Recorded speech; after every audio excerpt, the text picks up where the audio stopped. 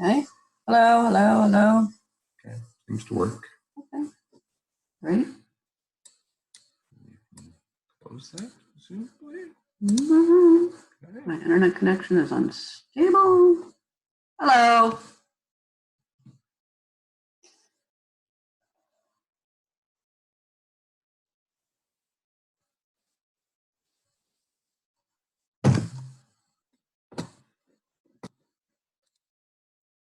Hi, Emily. How are you? I'm good. How are you? Good. How's everything going with you? Oh, yeah. I have my virtual background up. Good. Just trying used to all this being online and everything. It's crazy. Yeah, I understand. Okay, Jonathan? Yeah. How do I connect to my hotspot? You click the network icon. This one? Mm-hmm. Okay. Then you grab your Okay. hotspot, Okay, thank you. connect to it. All right, now I have to do that. Yeah, but you Okay. probably want to get connected to your phone first. I think I'm connected. Before we do that, so that you don't Oh. lose your Oh. connection, Emily. I don't know if that'll be better or not, but there you go. Emily, is that a little bit better now? Yes. Oh, good. Okay.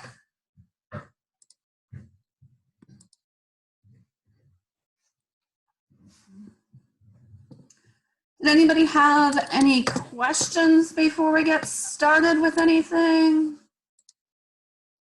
I had a question. I don't know if you updated the syllabus, but how are our tests going to be? Like, are we going to have any exams?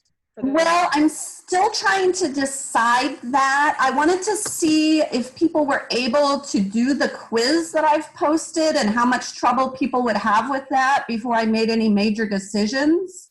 Okay. Okay. Yes, thank you. That answers my question. Okay, all right. Thank you for asking. Anybody else have any questions?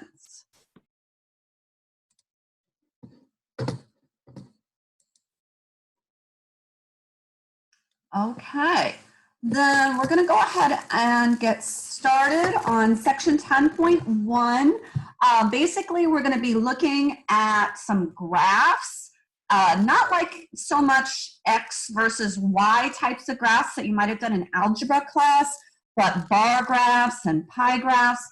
So the idea is that if you collected some data, how could you make a graph to represent your data? Okay. So we're going to start by looking at problem number 4. And it says a class of 30 students made the following scores on a 100-point test. I'm not going to read them all out to you, but there they are. First, yeah? Are you sharing your screen with us? Can't see the screen. Thank you for letting me know. Okay. I like your background, by the way. Well, thank you so much. Okay, got it now? Yes. Okay, thanks for letting me know. All right, so a class of 30 students made the following scores on a 100-point test. The first thing we want to do is arrange the scores in increasing order. So there they are, the lowest we can see and then the highest, and they're in increasing order.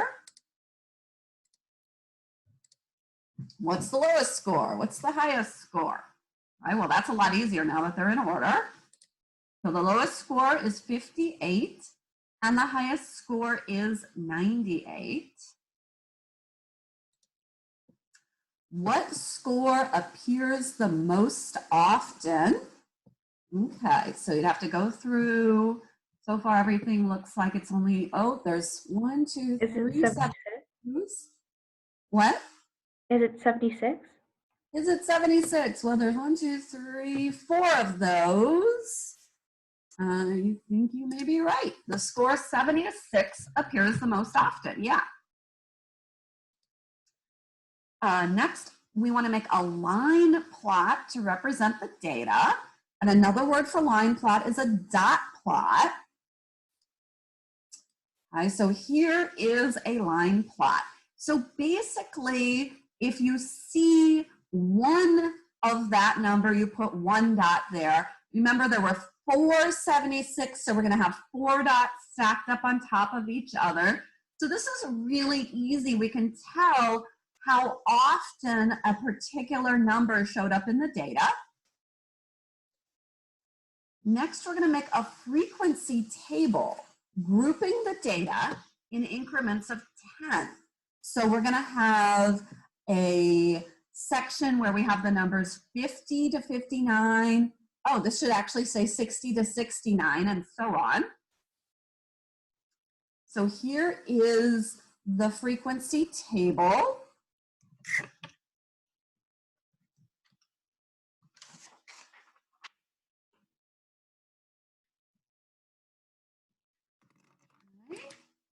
And then from the information in the frequency table, we'll make a histogram.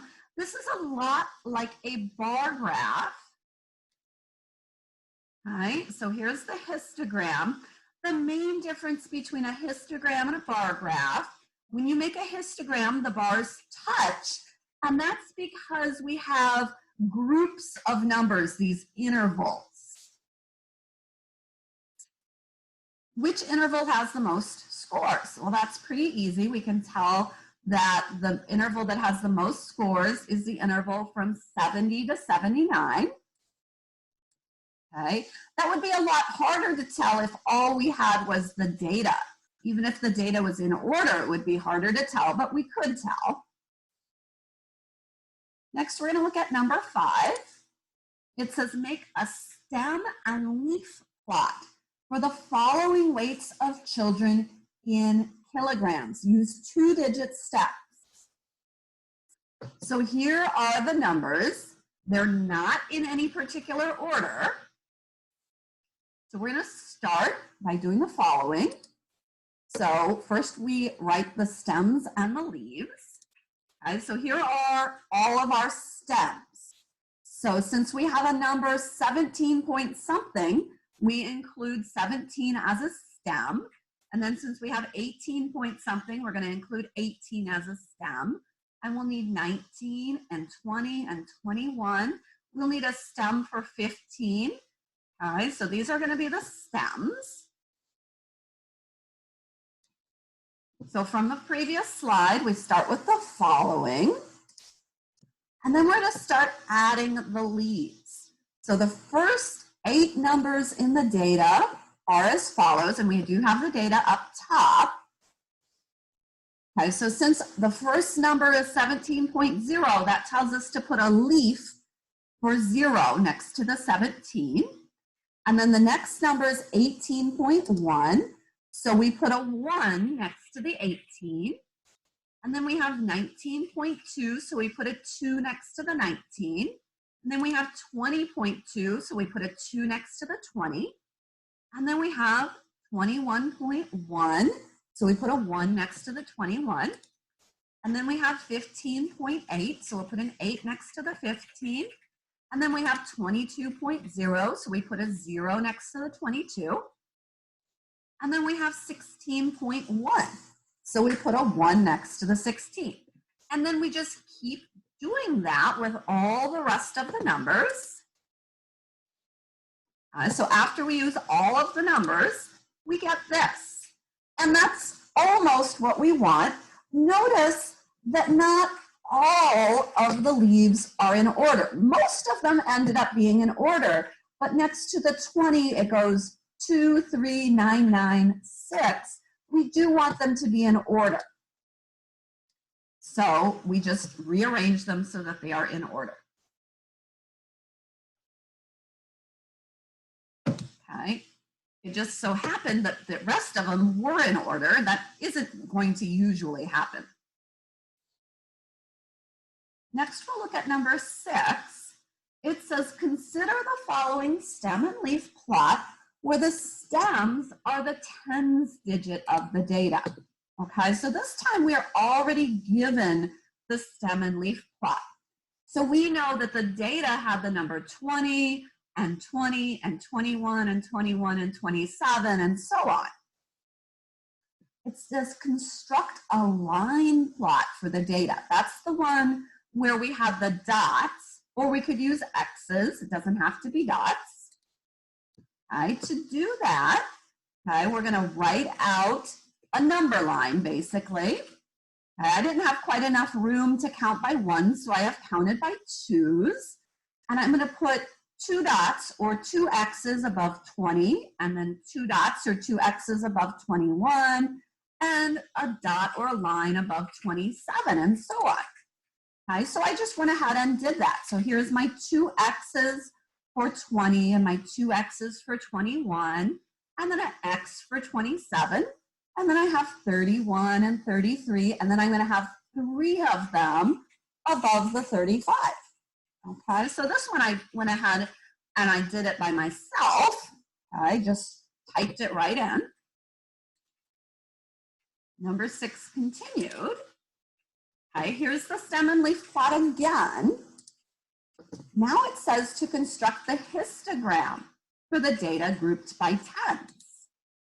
Okay, the bins or the classes, we're going to have the numbers from 20 to 29, 30 to 39, 40 to 49, and 50 to 59. Okay? And the histogram looks like this. So again, when you make a histogram, your bars will touch.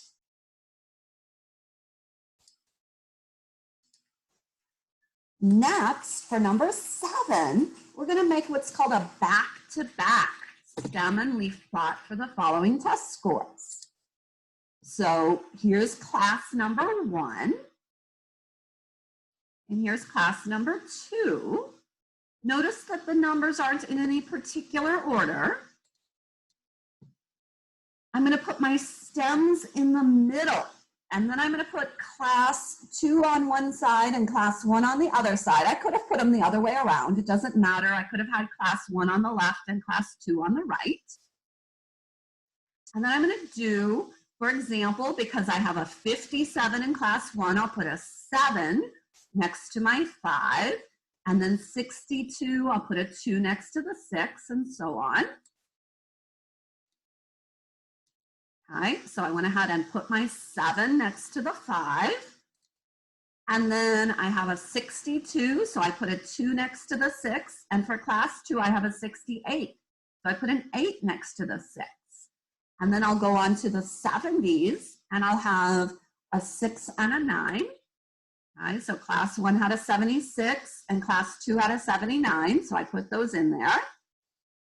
And then for class 1, I had an 80. And then for class 1, I had a 93. Okay. So when I put all my numbers in, it's going to look like this. But now my numbers aren't in order, so I'm going to go back and rearrange them so that they are in order. Okay, so instead of 798, I have 789. And what I decided to do was have the small numbers next to the stem. So it looks like class 2 is in decreasing order, and that's so that my small numbers are next to my stem. Okay. So I've just rearranged. And then it says, which class seems to have performed better? Well, class 2 has a lot more scores in the 90s, and the scores that class 2 has in the 70s are a lot bigger than the scores that class 1 has in the 70s. And class 2 has no scores in the 50s, while class 1 does. So I would have to say that class 2 performed better.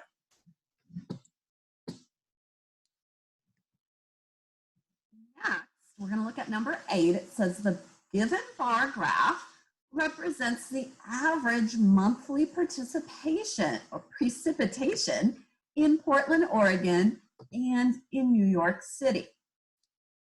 Which city receives more precipitation on average in January? So I see that Portland has almost 6 inches, and New York City gets, well, around 2.5. So Portland seems to be getting more. In how many months are there less than 2 inches of precipitation in Portland and in New York City? Okay, so we want to think about drawing a horizontal line at 2 inches in each city. And it's pretty easy to tell that New York City doesn't ever get less than 2 inches. So Portland gets less than 2 inches in June, July, August, and September. So that's 4 months for Portland. And New York City never gets less. So that's 0 months for New York City. In which month does the greatest amount of precipitation occur in Portland? I would go with December. And in which month does it get the least? I'm going to go with July. So Portland gets the most in December and the least in July. And same question for New York City. So August is the tallest bar. So New York City gets the most precipitation in August, and January is the shortest bar. So it gets the least amount of precipitation in January. Which city has the greatest annual precipitation? So for that one, we need to try to estimate the height of each bar and add them all up. So Portland, I came up with about 37 inches of precipitation. And for New York City, I came up with almost 41 inches. So I went with New York City.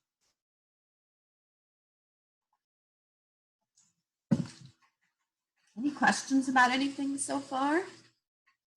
Okay.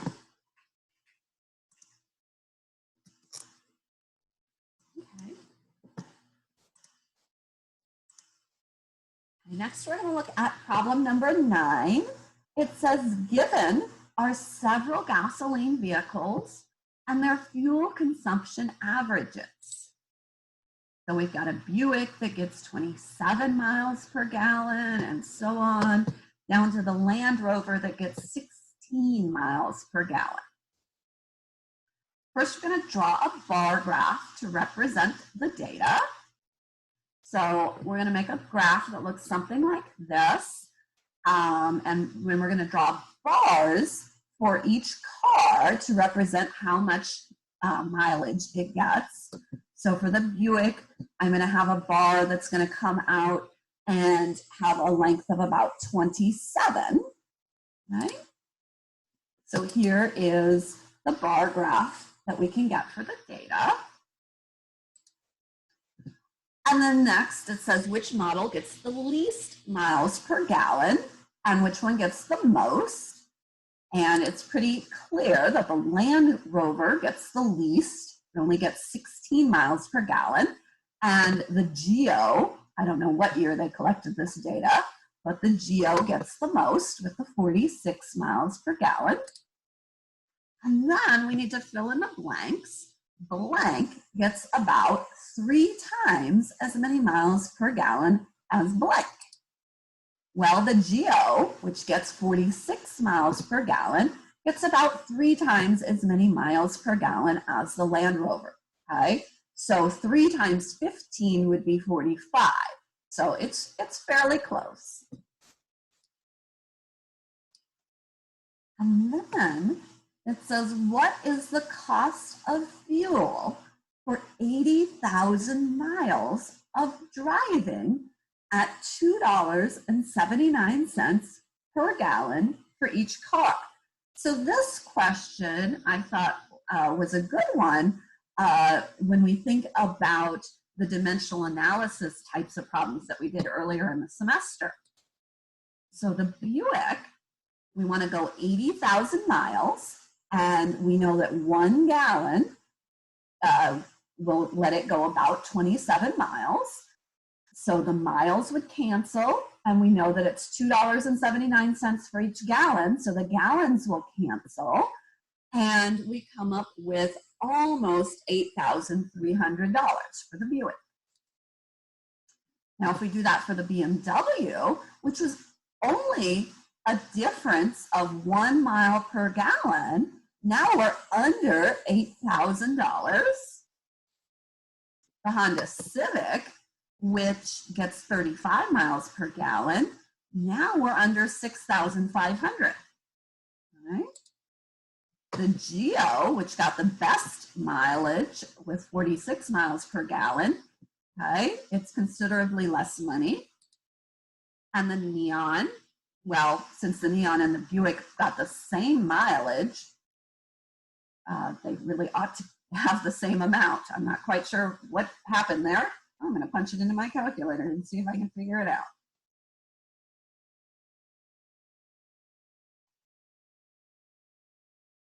Okay, so I just typed in the entirely wrong number there. And then the Land Rover, this one should say 16 miles on the bottom. If we've got the right amount, it's an awful lot of money to go.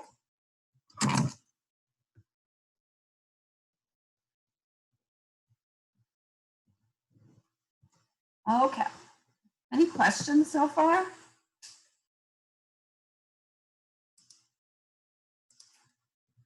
And then the next question says, could a histogram be used? Why or why not? The input variable is the type of car. It's not a numerical quantity that can be broken up into different intervals. Okay, so that's when you would use a histogram. Okay, so a histogram can be used when your input variable is age or height. Next, we're going to take a look at number 10. It says the population of the world's 9 largest urban areas in 1990 and their populations in 2010 are given in the following table. Okay. It says to draw a double bar graph of the data with 2 bars. So 1 bar for the population in 1990 and 1 bar for the population in 2010. And I abbreviated, so T/Y stands for Tokyo and Yokohama, okay? And so I would have 1 bar that goes up to 27.25 and another bar that would go up to 32.45, okay? So here we have the double bar graph. We have a light purple bar for the population in 1990 and a darker purple bar for the later population. It says, which urban area has the largest percentage growth? To find the percentage growth for Tokyo, first we find the amount of growth. So we just subtract the later population minus the earlier population to find the growth. For Tokyo, it was 5.2 million. And then we find what percent of the original population that number is. So I set up a proportion. I put the amount of growth on top, the original population number on the bottom, and then I set it that equal to X over 100, okay? And when we solve for X, we'll get 19. So Tokyo has an approximate 19% growth. Now hang on just 1 second. So 5.2, yep, a 19% growth.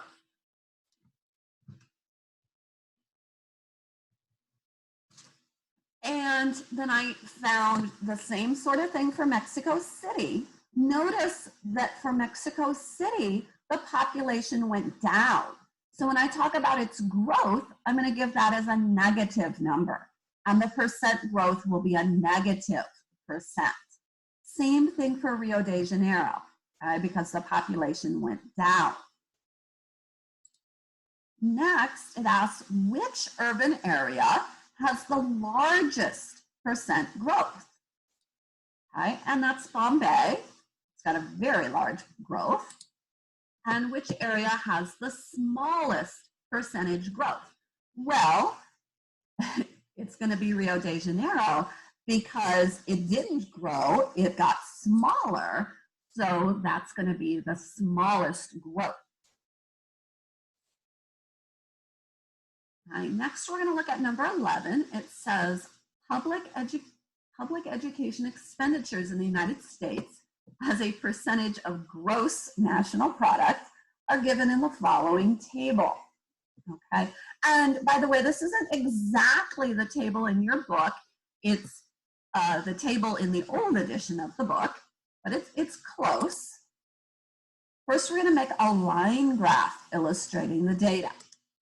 And so basically, this is maybe what you think of when you think of a graph where we have an input variable along the x-axis and the output variable along the y-axis. And then we're basically going to put a dot for each input and output. So I'll have one dot for 1950 right around 3.3, and then another dot for the 1960 at 4.7, and then I'll connect my dots. So we end up with something that looks like this.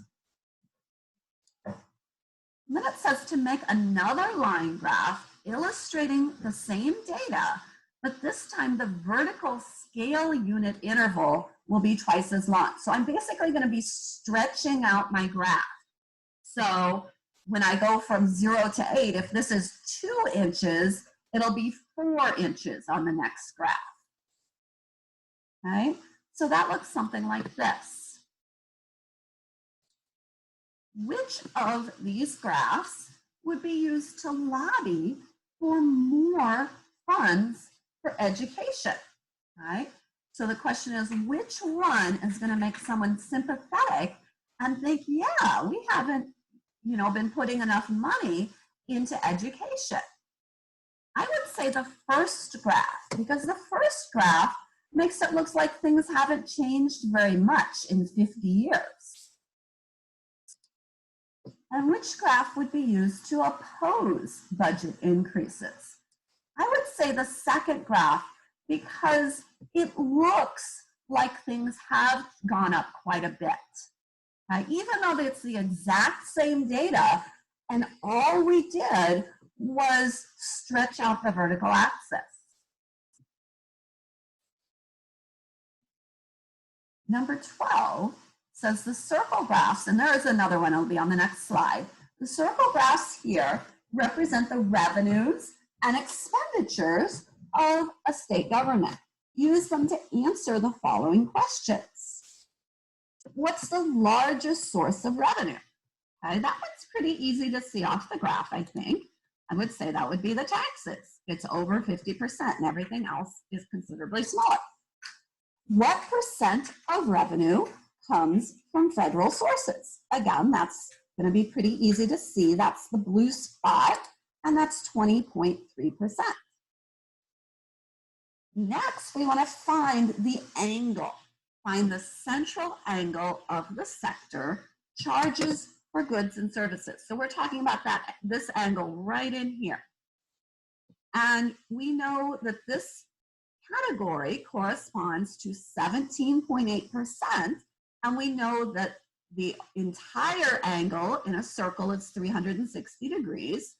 So we need to figure out 17.8% of 360 degrees.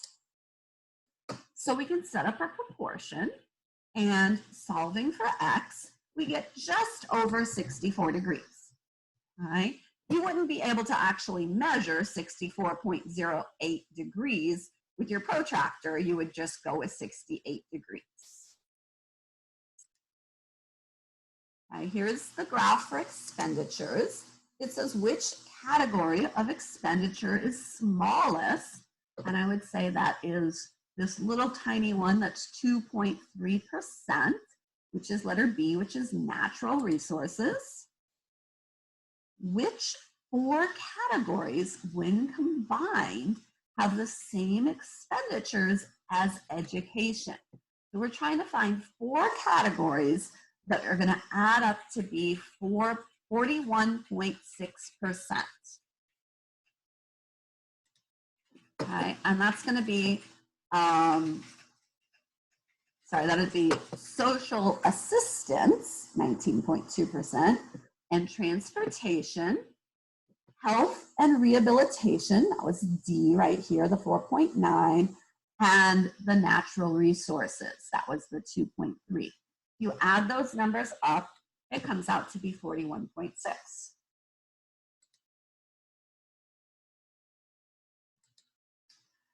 Next, we want to find the central angles for business, community, and consumer affairs and general government. So for the first one, business, community, and consumer affairs, we know the category corresponds to 6.5%.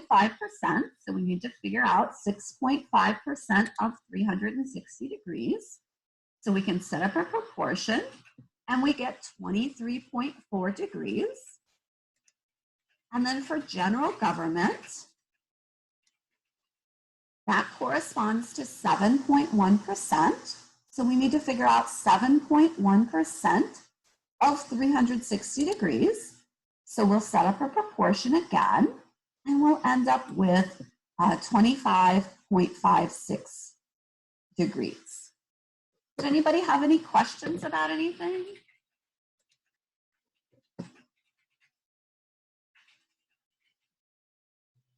All right, if you guys don't have any questions, I think we'll stop here.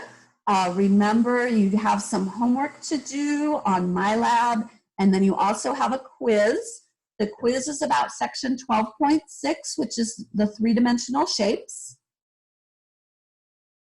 And I'll see you tomorrow. Have a good day. I hope everybody's doing okay. I know it's pretty weird. Have a good day. All right, thank you.